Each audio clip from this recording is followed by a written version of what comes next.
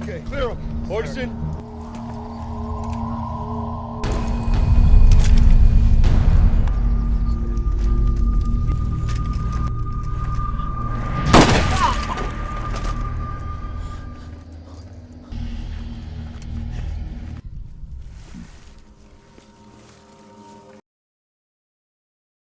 Come on, VC, coming out!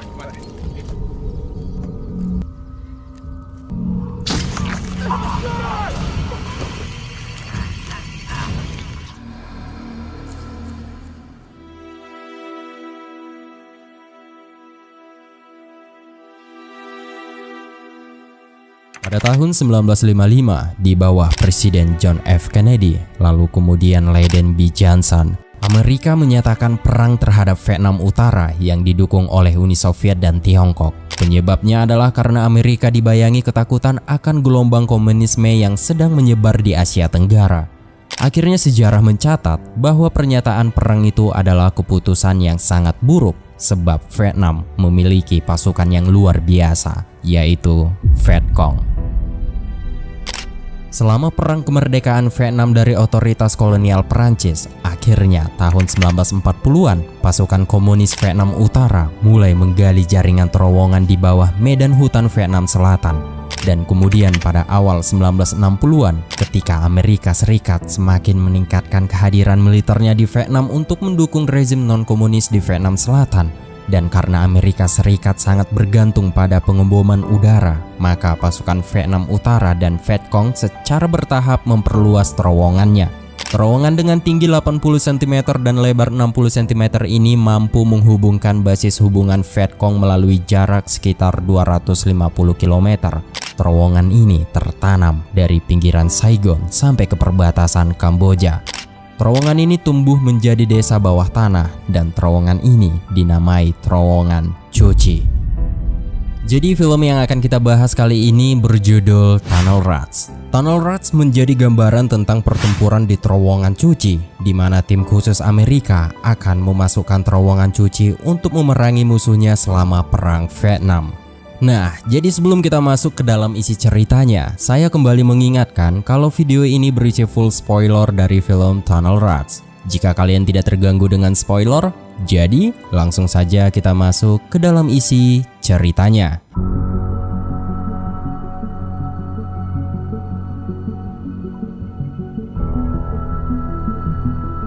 Pada tahun 1968, beberapa tentara Amerika yang bergabung dalam Tunnel Rats memasuki kamp yang terletak di hutan Vietnam Selatan. Kehadiran mereka di hutan Vietnam ini untuk menjalankan misi penting, yaitu untuk menghancurkan terowongan tentara Vietnam. Para tentara yang baru saja tiba ini langsung disambut oleh Letnan Vic Holobron yang menjadi pimpinan tertinggi di base camp ini. Kemudian Letnan Brown menugaskan Sersan Henny untuk mengeksekusi seorang sniper Vietnam yang tertangkap, dan sang letnan menyuruh semua pasukannya untuk menyaksikan eksekusi ini.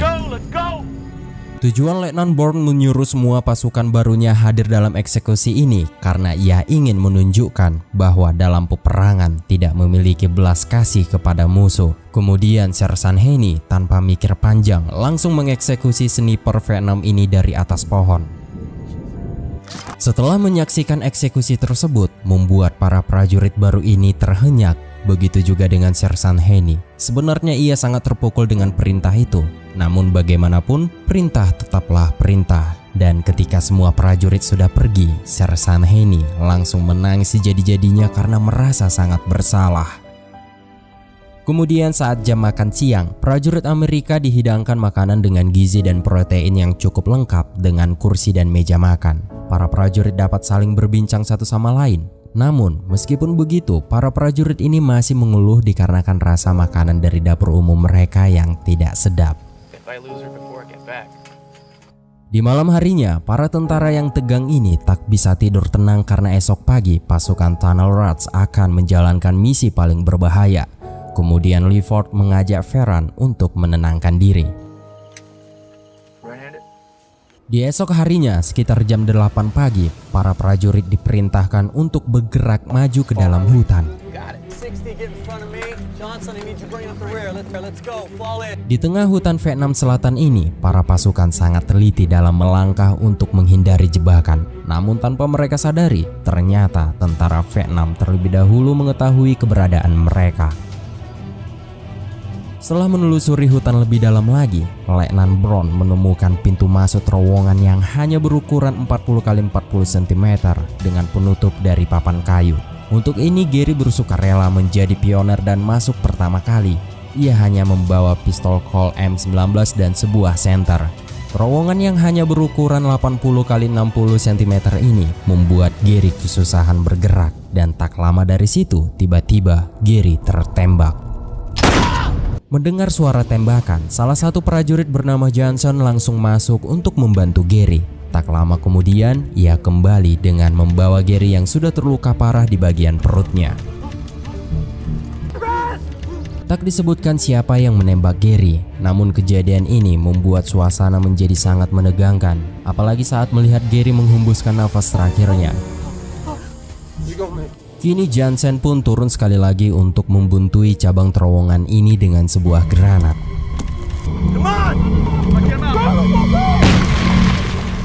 Di sini Johnson memberitahu temannya bahwa ada 2 orang Vietcong dalam terowongan, dan ia langsung menuntaskan pembasmiannya dengan sebuah granat gas, dan kemudian Johnson serta Porten turun menggunakan masker gas. Keduanya berniat menjelajahi lebih jauh interior terowongan ini, hingga beberapa menit kemudian 2 mayat Vietcong berhasil ditemukan.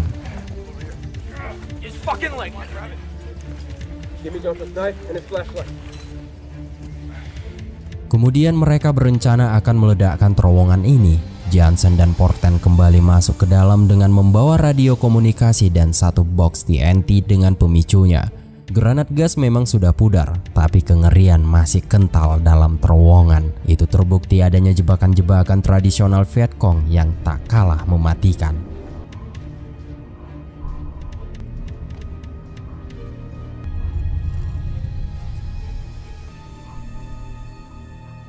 Setelah menetralisir jebakan ini, Johnson mulai maju merayap. Setelah cukup jauh merayap ke dalam, ternyata terowongan ini buntu. Ia pun berniat keluar untuk memberitahu kawan-kawannya jika terowongan ini sudah bersih. Namun ia tak tahu jika tepat beberapa meter di bawahnya terdapat markas tentara Vietnam. Saat ingin kembali ke pintu masuk, Johnson dan Porten melihat pintu keluar lainnya. Akan tetapi saat dia hendak keluar, leher Johnson langsung disambut dengan bambu runcing, sedangkan Porten mendapat serangan granat.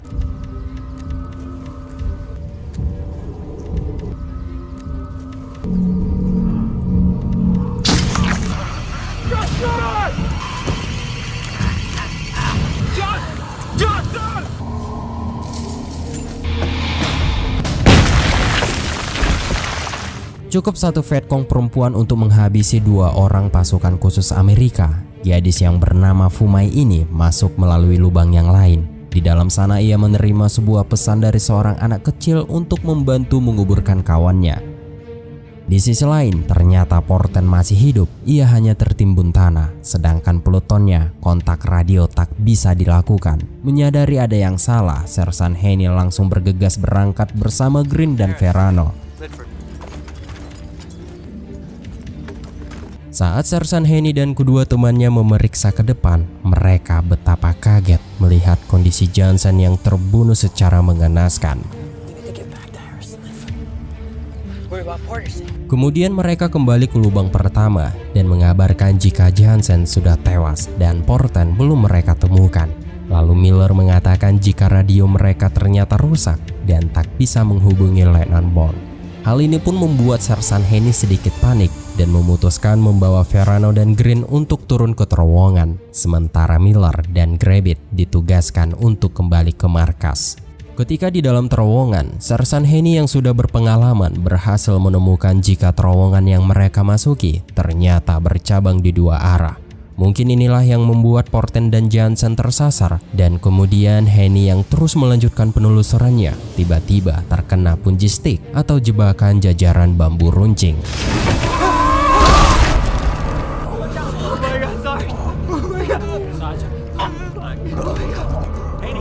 Oke, kita pause dulu sebentar. Mimin mau bilang buat kalian, Mimin harap tonton film ini sampai selesai ya. Karena di akhir video, Mimin bakalan jelasin tentang terowongan cuci. Oke, kita lanjut. Melihat tubuh Sersan Henny tertusuk puluhan bambu runcing, membuat Verano dan Green terhenyak. Dan saat itu juga, tiba-tiba tembakan dari senjata AK-47 menghantam tubuh Verano dari depan. Sementara di atas, mereka mendengar samaran suara tembakan. Hal ini membuat Clifford dan Peter bingung asal tembakan itu dari mana. Mereka tidak tahu jika Sersan Henny dan Verano sudah tewas. Kini hanya tinggal Green sendiri di dalam sana. Ia merayap di antara himpitan tembok tanah yang hanya cukup untuk dilalui satu orang. Dengan cepat, ia merangkak untuk melarikan diri dari kejaran tentara Vietcong. Setelah serangan dari dalam terowongan, kini serangan di luar pun terjadi. Saat Clifford dan Peter di posisinya, tiba-tiba mereka dikagetkan dengan tembakan dari beberapa arah.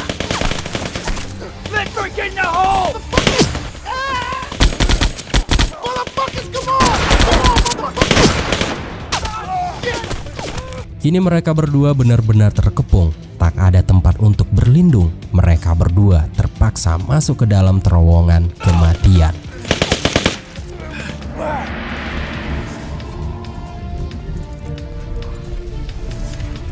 Kembali lagi dengan posisi Green. Ia masih merangkak dan semakin jauh memasuki terowongan sehingga ia lupa jalan keluar.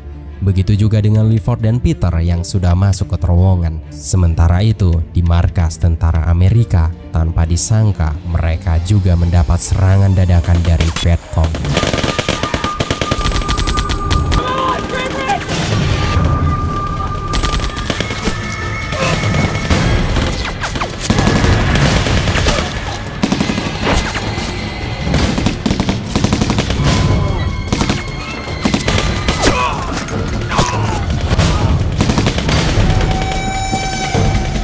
Dalam serbuan ini, Vietcong berhasil mematikan banyak perwira dan memaksa Miller dan Grabbit untuk melarikan diri masuk ke dalam hutan. Walaupun mereka melarikan diri, pasukan Vietcong tetap mengejar mereka sehingga Grabbit tertembak mati dan Miller terlibat duel dengan salah satu musuhnya.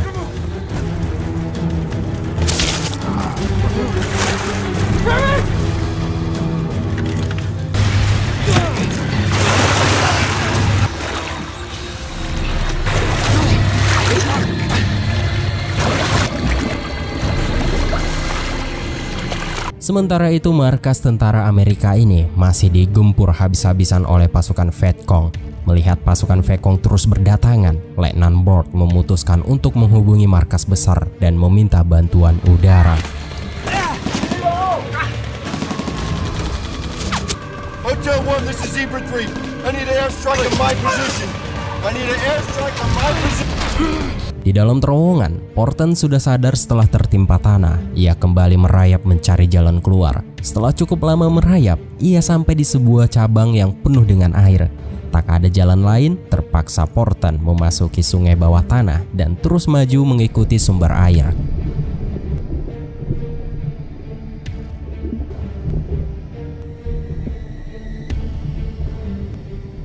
Namun ketika ia keluar, Porten langsung berhadapan dengan satu prajurit Vietcong yang sedang beristirahat.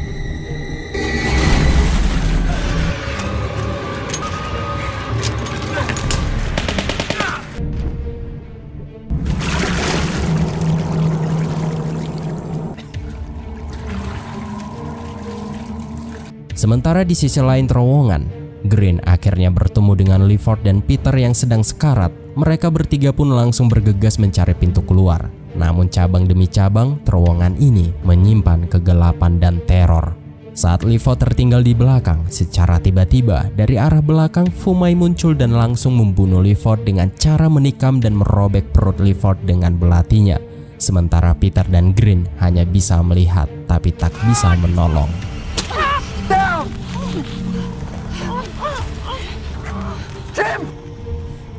Setelah melihat kematian Clifford membuat mental Green terpukul, ia tak mau melanjutkan perjalanannya lagi. Ia sudah berniat mati di terowongan ini. Kemudian ia meminta mohon kepada Peter untuk meninggalkannya. But I'm not in this goddamn tunnel! Shut your damn mouth. Setelah Peter meninggalkan Green, muncul 2 orang Vietcong dan menantang Green untuk bertarung.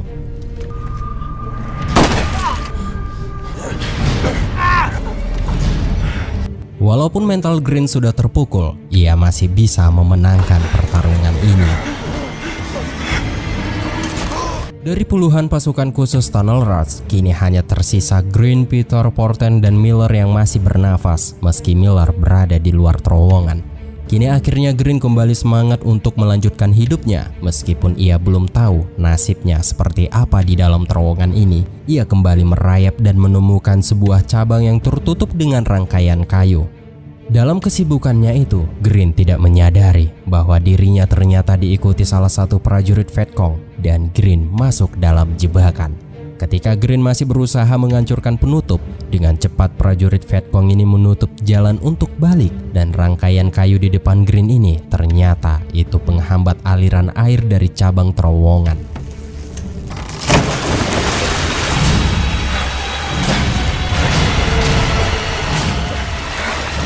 Posisi yang terkunci ditambah arus air yang langsung memenuhi cabang terowongan ini langsung menghabisi nyawa Green.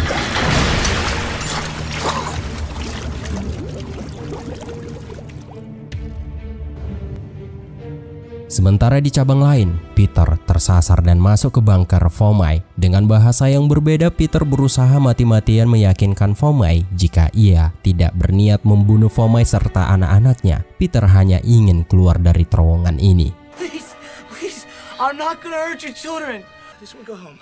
I just wanna go home, please. Just wanna go through here and get up. Sedangkan di posisi Porten, ia masih merangkak mencari jalan keluar hingga pada akhirnya ia berhasil menemukan lubang keluar. Setelah keluar, ia sangat lega masih bisa menghirup udara segar walaupun hari sudah malam. Lalu ia mulai melangkahkan kakinya menuju markas. Sesampainya di markas, ia betapa kaget melihat markasnya sudah hancur lebur dibuat prajurit Vietcong. Tak lama kemudian, ia bertemu dengan Miller yang berhasil selamat. Saat mereka berdua ingin meninggalkan lokasi ini, mereka mendengar deru mesin pesawat dan itu ternyata bantuan udara Amerika yang langsung membombardir kawasan ini.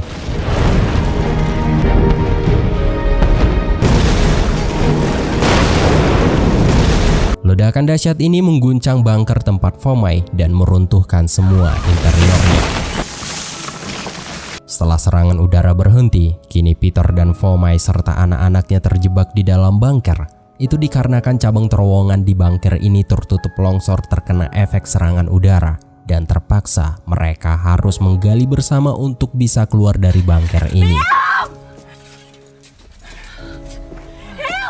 Setelah cukup lama menggali, mereka tidak menemukan sedikit celah untuk keluar.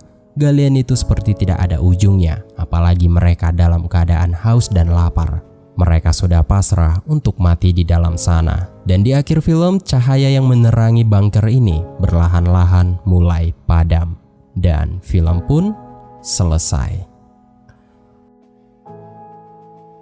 Terowongan Cuci merupakan jaringan terowongan bawah tanah yang terletak di sekitaran 40 km di sebelah barat daya kota Ho Chi Minh atau yang dulunya dikenal sebagai Saigon di Vietnam Selatan. Terowongan ini menjadi salah satu tempat strategis selama Perang Vietnam di tahun 1955, terutama pada periode 1960-an dan awal 1970-an. Terowongan Cuci dibangun oleh gerilyawan Vietcong yang merupakan kelompok komunis pemberontak yang bertempur melawan pasukan Vietnam Selatan yang didukung oleh Amerika Serikat.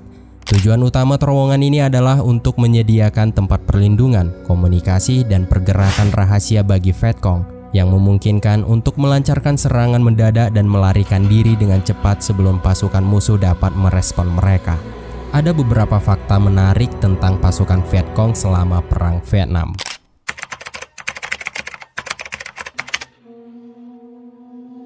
Vietcong menerapkan taktik tidak membunuh tetapi melukai musuhnya. Hal itu terbukti sangat jitu sebab melukai satu orang tentara musuh dapat membuat 3 yang lainnya tidak dapat berfungsi menyerang atau membantu pasukannya yang sedang berperang melawan Vietcong. Bagi Vietcong, satu tentara musuh terluka berarti 2 atau lebih tentara musuh yang lain akan datang untuk mengamankannya. Taktik ini terbukti berlian dan sangat membuat tentara Amerika kewalahan. Setelah Mimin telusuri beberapa sumber tentang strategi Vietcong ini, ternyata Vietcong mempelajari strategi maut ini dari Indonesia. Diketahui beberapa senior dan komandan Vietcong ini terinspirasi dari apa yang dilakukan oleh tentara Indonesia di Perang Pasca Kemerdekaan.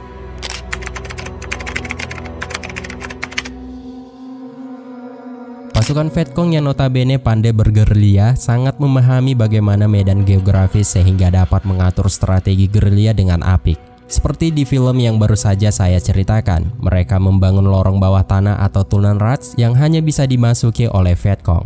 Tentara Amerika tidak dapat memasuki terowongan ini sebab ukuran tubuh mereka lebih besar dari tentara Vietcong. Dalam menguasai medan ini, Vietcong tak hanya membuat terowongan-terowongan kecil. Di berbagai tempat mereka juga melengkapinya dengan ranjau-ranjau maut, salah satunya Puji Stick atau jebakan jajaran bambu runcing.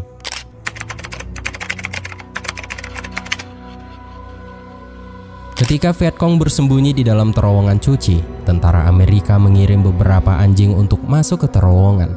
Namun anjing-anjing mereka selalu kembali kepada tuannya. Itu dikarenakan pasukan Vietcong menaburkan merica yang mengganggu penghundusan anjing. Setelah usaha ini gagal, kemudian Amerika menerapkan strategi memompa jutaan galon sungai Mekong untuk menggelamkan pasukan-pasukan Vietcong yang ada di dalam terowongan. Namun tetap saja rencana itu gagal. Tentara Amerika saat itu tidak tahu bahwa terowongan ini mempunyai 3 tingkat. Jadi air yang dialirkan itu mengalir ke tingkat paling bawah yang langsung menyambung dengan cabang-cabang sungai Mekong. Bahkan air yang dialirkan itu justru membuat udara terowongan yang panas menjadi sejuk. Dikarenakan rencana pertama dan kedua tak berhasil, tentara Amerika saat itu memasukkan ribuan ular berbisa dan ribuan kalajengking ke dalam terowongan. Mereka yakin binatang berbisa itu akan membunuh banyak gerilyawan. Namun semuanya itu sia-sia juga. Para gerilyawan yang ada di dalam terowongan malah menjadikan binatang itu sebagai makanan bagi mereka yang kelaparan dan menyisakan sebagian untuk persediaan makanan mereka di dalam sana. Terowongan cuci telah menjadi situs sejarah dan tujuan wisata di Vietnam. Pihak berwenang telah mengubah beberapa bagian terowongan menjadi museum dan area tur untuk memberikan wawasan tentang bagaimana kehidupan dan perang berlangsung di bawah tanah selama Perang Vietnam. Dan perlu teman-teman tahu bahwa semua adegan dalam film ini hanya gambaran untuk dijadikan bahan pelajaran. Selebihnya kita harus kritis kembali kebenaran atas sejarahnya. Mungkin segitu saja teman-teman untuk alur cerita film kali ini. Terima kasih yang sudah menonton video ini sampai akhir. Sekali lagi terima kasih buat teman-teman. Saya akhiri, sampai ketemu di video selanjutnya. Tetap merdeka dan jangan pernah bosan jadi orang baik.